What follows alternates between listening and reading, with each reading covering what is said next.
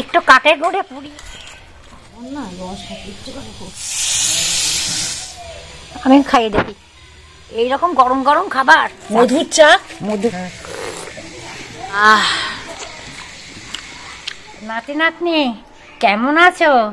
দেখো রোদ্দুর নেই, কুয়াশায় ভর্তি, আমি তো শীতে জমে যাচ্ছি। আজকে পিঠে পুলি খাওয়ার দিন, আজকে পৌষ সংক্রান্তি। আমাদের দিদি ভাই হসপিটাল থেকে এসেই পিঠে পুলি শুরু করে দিয়েছে। নমস্কার বন্ধুরা, বেঙ্গলি কিচেনে আপনাদেরকে অনেক অনেক স্বাগত। আপনাদের আশীর্বাদে আমি সুস্থ হয়ে বাড়ি চলে এসেছি। পৌষ সংক্রান্তি চিতই পিঠে আমাদের করে। এই পিঠেটাকে চিতই পিঠে হিসাবে জানে, আমরা সরা পিঠে বলি। কে গরম গরম এই পিঠে করে খাবো আর গা গরম হবে। তাহলে করতে শুরু করি। এই চিতই পিঠে বা সরা পিঠে করার আগে চালের গুঁড়োটাকে ভালো করে জল দিয়ে মেখে আধা ঘন্টা রেখে দিতে হবে। 500 চালের গুঁড়ো নিয়েছি, এর মধ্যে একটু লবণ দিয়ে দেবো স্বাদ মতো। চিতই পিঠেগুলো এমনি ফোলে, কিন্তু বেকিং পাউডার দিলে খুব পঞ্চ টাইপের খেতেও ভালো লাগবে বলে আমি একটু বেকিং পাউডার দিয়ে দেবো। ভালো করে উপকরণগুলো মিশিয়ে নেব। চালের গুঁড়োর মধ্যে 100 গ্রাম ময়দা দেব। চিতই পিঠেটা খেতে আরও স্বাদ বেড়ে যাবে, তাই আমি দিয়ে দেবো। সব উপকরণ আমার ভালোভাবে মেশানো হয়ে গেছে। এবার অল্প অল্প জল দিয়ে মাখিয়ে নেব। এইভাবে কিন্তু ভালো করে মেখে নিতে হবে, তাহলে পিঠেগুলো ভালো ফুলবে। বলে না মাঘ মাসে বাঘ কাঁপবে, খুব ঠান্ডা পড়েছে, আমিও কাঁপছি। এইভাবে ব্যাটারটা বানাতে হবে, না খুব পাতলা না খুব মোটা, এই মিডিয়াম সাইজে রাখতে হবে। ব্যাটারটা রেডি হয়ে গেছে। আমি আধা ঘন্টার জন্য ঢেকে রেখে উনুনটা জাল দিয়ে দেবো।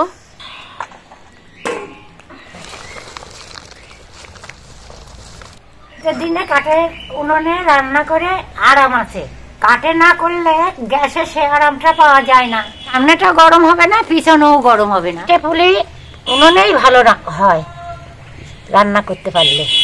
আমাদের পৌষ সংক্রান্তিতে নতুন সরা পোড়ায়, তাই এই সরাটা বাজার থেকে কেনা হয়েছে। ভালো করে জল দিয়ে ধুয়ে নিয়েছি, পেছনটা মাটি দিয়ে নিয়েছি। এবার বসিয়ে দিচ্ছি। নাতি নাতনি এই যে কাঠের গুঁড়ো দেখছো, একটু কাঠের গুঁড়ে পুড়িয়ে নিতে হয়।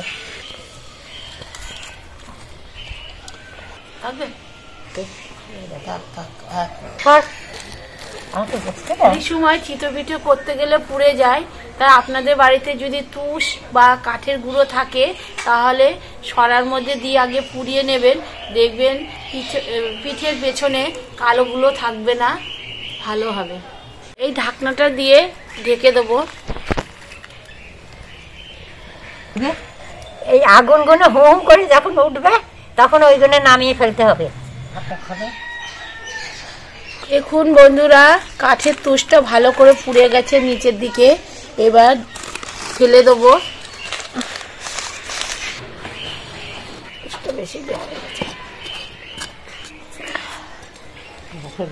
আমি সরার ভেতর থেকে কাঠের গুঁড়োটা ভালো করে পরিষ্কার করে নিয়েছি।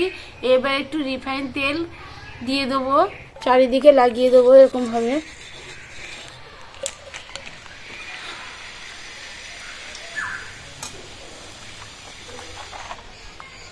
এবার মিশ্রণটা ভালো করে এই কাপটা দিয়ে এরকম করে ঘুটে নেব। 1 কাপ নেব।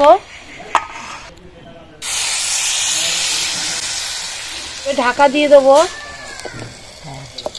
এরকম টক টক করে 3 বার আওয়াজ করতে হয়। পিঠেটা দেওয়ার পরে ধীরে ধীরে জাল দিতে হবে।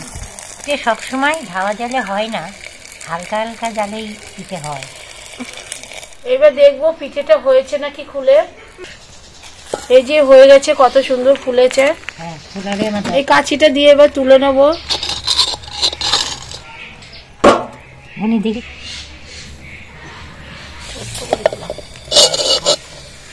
বাবুসোনা ওই বাড়ি কাজ করে, বাবুসোনা ওই বাড়ি পাশের বাড়ি ডালিমালা বাড়ি, ডালিম গাছ আছে, ওই বাড়িতে মেয়ে বিয়ে করেছে, একটাই মেয়ে বিয়ে করে। তো সুন্দর ভাষা না তখন ছোট ছোট করে দিলে পিঠেগুলো আবার খেতে ভালো লাগবে, ফুলছে ভালো, তাই ছোট করেই দিচ্ছি। ঠান্ডা জলের মধ্যে এই ছড়ার মাথাটা ভিজিয়ে রাখতে হবে, ঢাকনাটা। এই মেঘলার ওয়েদারে গরম গরম পিঠে খেতে সবারই ভালো লাগে। তো আমি অসুস্থ শরীর নিয়ে বেশি কথা বলতে পারছি না, তো আপনারা দেখতে থাকুন আমরা পিঠেটা কিভাবে তৈরি করি। ব্যাটারটা ভাজতে ভাজতে ঘন আসে যাবে, তলার ঘন, তখন একটু ঠান্ডা জলই দিয়ে দিবা, দিয়ে ঘুঁটে নিয়ে আবার দিবা। এই গরম পিঠে গুড় দিয়ে খাইয়ে দেখি, আমিই বানাইছি, আমিই খাইয়ে দেখি, বাসান না, আমি খাইয়ে দেখি। এইরকম গরম গরম খাবার যখনই শীত দেখবা, খান দুই রুটি পিঠে বানা নিয়ে, খান কত পিঠে বানাই নিয়ে গুড় ঠেকা ঠেকা খাবার, গা গরম হয়ে যাবে জানো। এই দেখো আমি খাচ্ছি গুড় ঠেকেই থাকে মর মর করিয়া।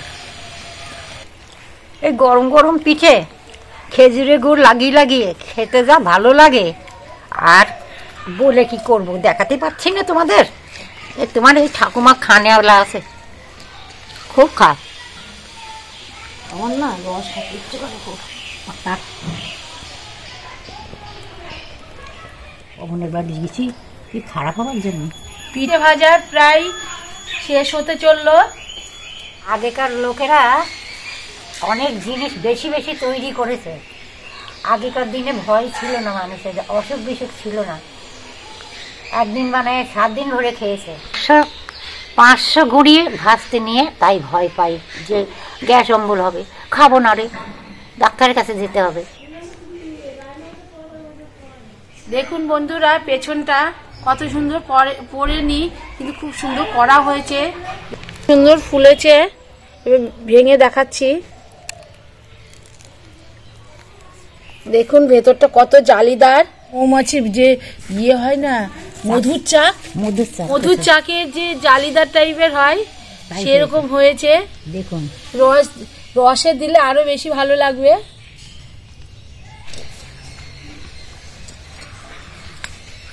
এবার রস করার জন্য দুধ দিয়ে দিচ্ছি 1 লিটার। দুধটা ভালো করে জাল করে নিতে হবে।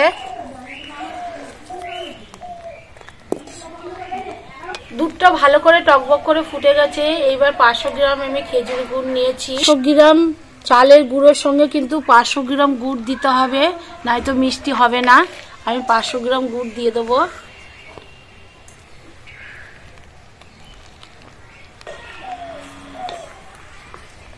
যখনই গুড়টা টকবক করে ফুটবে তখনই দুধটার মধ্যে গুড়টা দিতে হবে, আগে দিলে হবে না। কখনো গুড়ে টক থাকলে দুধ কাটে যাবে। এটা দেওয়ার পরে দুধটাকে ভালো করে গাঢ় করে জাল দিয়ে নিতে হবে। এবার পিঠেগুলো রসের মধ্যে দিয়ে দিচ্ছি।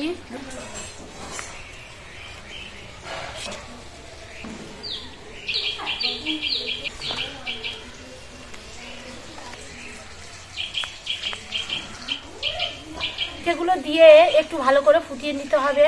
এবার এলাচি গুঁড়ো দিয়ে দিচ্ছি, নাড়াচাড়া করে নেব।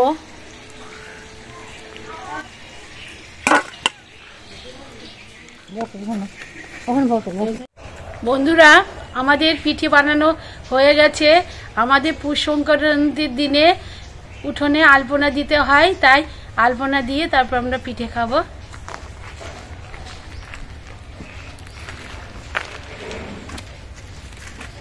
খোলে মাটিটা ভিজিয়ে রেখেছিলাম 1/2 ঘন্টা আগে।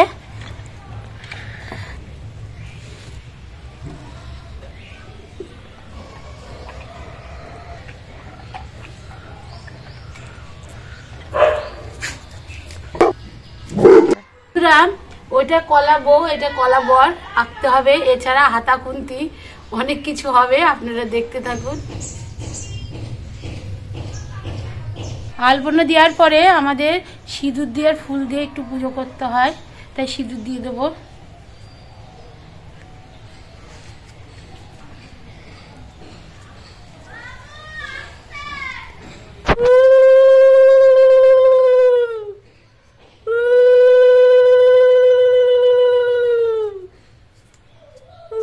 আমাদের বাড়ি এইরকম নিয়ম, পিঠে করে পুজো দিয়ে তারপরে পিঠে খেতে। তোমাদের বাড়ি কি একই নিয়ম লিখে দিবা নিচে, তাহলে আমরা দেখতে পাবো, বুঝতেও পারবো।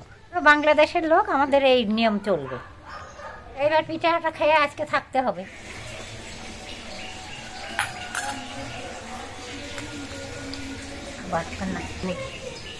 গরম গরম পিঠে খেয়ে দেখি কিরকম হলো। এতক্ষণ পিঠে তৈরি করলাম, খুব ভালো। শীতের দিনে পিঠে না হলে জমে। এ স্বাদ, পিঠের স্বাদ শীতের দিনে।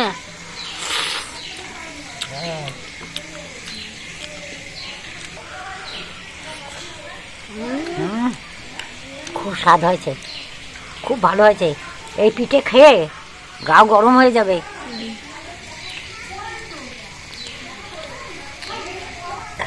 মিষ্টি সব কিছু সমান সমান হয়েছে, খুব ভালো হয়েছে। তোমরা এরকম যদি বানাতে পারো, চেষ্টা করবা।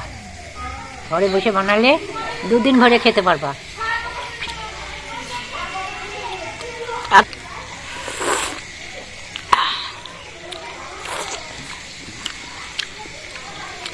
শীতের দিনে গরম গরম পিঠে খেলে শরীর গরম হয়ে যাচ্ছে, কিন্তু সবাই কিন্তু গরম পিঠে ভালোবাসে না, ঠান্ডা পিঠেটাই বেশি ভালোবাসে।